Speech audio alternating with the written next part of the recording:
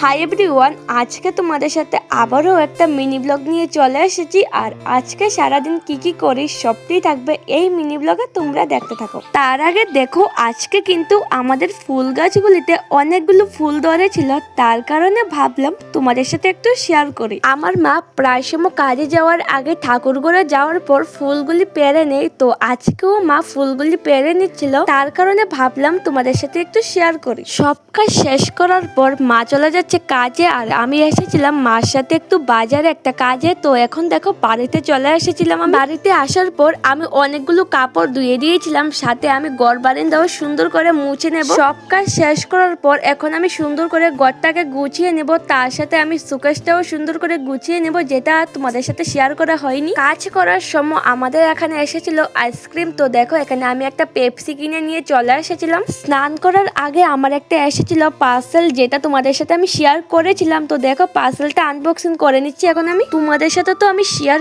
করেছিলাম যে আমাদের বাড়িতে এসেছিল মাসি আর বোন, তো এটা হচ্ছে ওই দিনের ভিডিও। আর আমি এখন চলে এসেছিলাম ওদেরকে নিতে আমাদের বাড়িতে।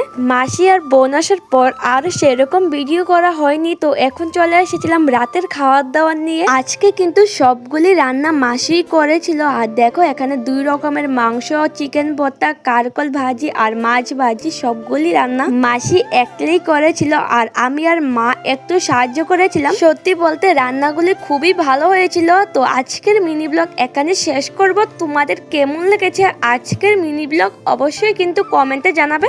সবাই ভালো থেকো, তোমাদের সাথে নতুন আরেকটা মিনি ব্লগে দেখা হচ্ছে। ধন্যবাদ।